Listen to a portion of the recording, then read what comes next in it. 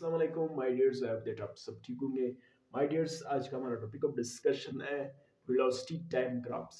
यानी सबसे पहले आज हम ये देखेंगे कि ग्राफ्स क्या है, फिर हम ये देखेंगे कि वेलोसिटी टाइम ग्राफ या आप ये कह सकते हैं कि इसमें हम ये देखेंगे कि स्लोप देखेंगे कि अलोंग द एक्स एक्सिस क्या रहेगा, अलोंग द वाई एक्सिस क्या रहेगा। ये तमाम ग्राफ्स के बारे में हम डिटेल डिस्कशन करेंगे। फिर हम displacement time graph, velocity time graph, इनको अदर्स लेक्चर्स में हम देखेंगे माय डियर्स। तो देखें ग्राफ क्या है माय डियर्स। सबसे पहले हम ग्राफ की डेफिनेशन देखते हैं, उसके बाद हम वन बाय वन आरे को अलग अलग डिस्कस करेंगे। A graph is a line which explain the relationship between two physical quantity। यानी एक ऐसा लाइन जो दो फिजिकल क्वांटिटीज के दरमियान हमें रिलेशनशिप बताए, that is known as graph. ठीक है माय डियर्स। देखिए मैंने एक इस तरह ग्राफ है, एक इस तरह, एक इंक्लाइन लाइंस, एक इंक्रीजिंग, एक डिक्रीजिंग। अब ये हम हर एक को अलग अलग डिस्कस करेंगे ताकि हमें बेहतर समझ आ सके माय डियर्स। तो यहाँ पे आप देख सकते हैं हमने फर्स्ट केस लिया, फिर इसी तरह हम सेकंड केस लेंगे, थर्ड लेंगे और सारे ग्राफ्स के लाइन बाय लाइन समझेंगे कि इस तरह ग्राफ अगर आया तो उसका क्या मतलब है, अगर अलोंग द वाई एक्सिस है उसका क्या मतलब है। लेकिन हम वन बाय वन आगे जाके वीडियो में डिस्कस करेंगे।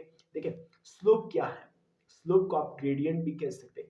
स्लोप का मतलब टेंजेंट थीटा, मतलब change in the Y axis as compared to along the x-axis, change in the x-axis। यानी y-axis और x-axis के जो चेंज आ रहा होता है, ठीक है, that is known as slope. ठीक है, y चेंज इन y मतलब आप y2 माइनस y1 भी लिख सकते हैं। इसी तरह चेंज इन x आप x2 माइनस x1 भी लिख सकते हैं। स्लोप का मतलब परपेंडिकुलर और बेस, परपेंडिकुलर और बेस। ठीक है, सपोज यहाँ पे हमारे पास एक ग्राफ है, इसमें एक्स एक्सिस, वाई एक्सिस और एक स्लोप यहाँ पे आपको नजर आ रहा है जो अलोंग द एक्स एक्सिस की तरफ जा रहा है। अगर हमें इस तरह के ग्राफ्स नजर आए तो इसमें हम किस तरह बताएंगे कि स्लोप इस टाइम क्या है। देखिए स्लोप का मतलब change in the X axis and Y axis, तो हम सिर्फ ए लिखेंगे। तो एक्स एक्सिस, वाई एक्सिस पे आप देख सकते हैं चेंज, किसी किस्म का कोई भी चेंज नहीं आ रहा है, वैल्यू फिक्स है। जब वैल्यू फिक्स है मतलब जीरो हुआ।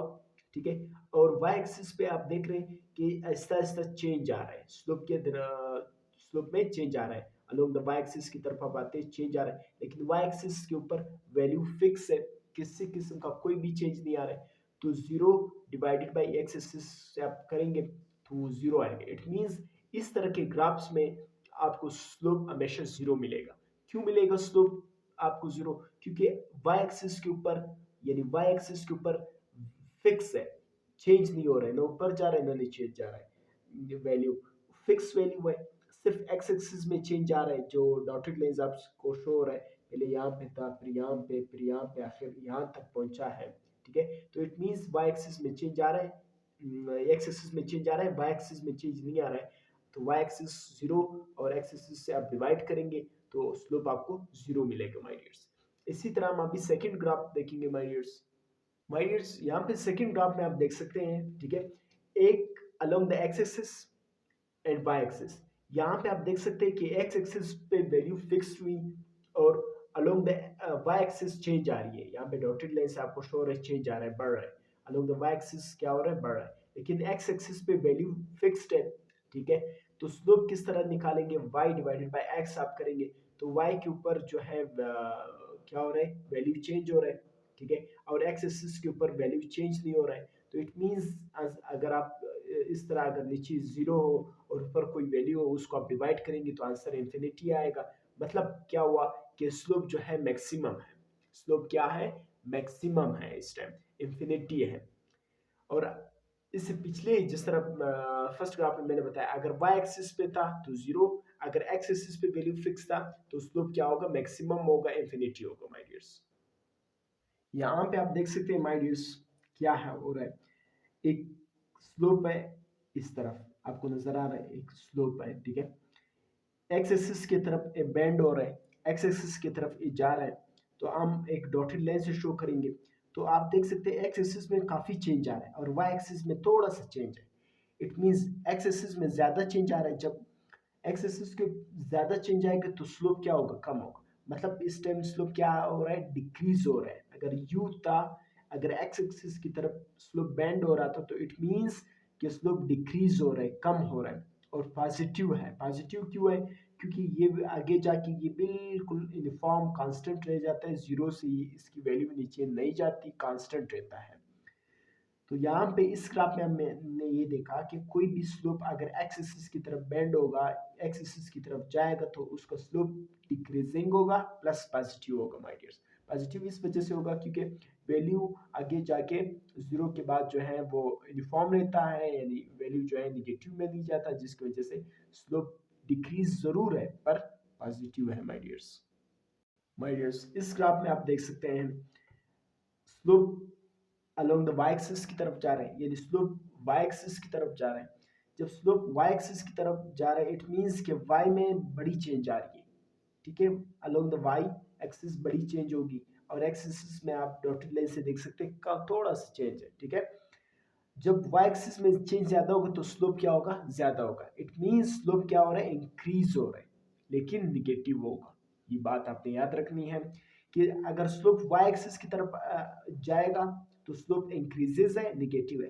अगर एक्स एक्सिस की तरफ आएगा तो स्लोप डिक्रीजिंग है, पॉजिटिव है। इस केस में देखें स्लोप वाई एक्सिस की तरफ जा रहा है तो इट मीन स्लोप बढ़ रहा है। जब स्लोप इंक्रीज हो रहा है तो क्या हो रहा है?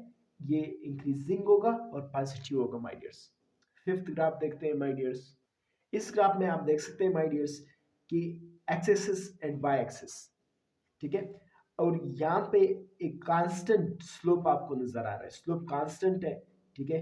वाई एक्सिस, और ये मैंने आपको बताया था कि change in Y axis and change in the X axis slope constant है, लेकिन निगेटिव है। निगेटिव क्यों है? क्योंकि यहाँ पे आप देख सकते हैं कि 0 1 2 3 4 इस तरह अगर बढ़ते जाएंगे तो y1 जो है बड़ी वैल्यू है, लेकिन यहाँ पे y2 जो है छोटी वैल्यू है। छोटी वैल्यू से बड़ी वैल्यू माइनस करोगे तो आंसर निगेटिव में आएगा।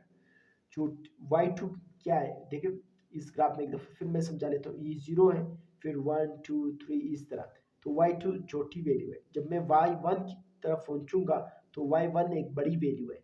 तो यहाँ पे क्या किया है कि y2 से यानी छोटी वैल्यू से बड़ी वैल्यू यानी y1 निकाली है।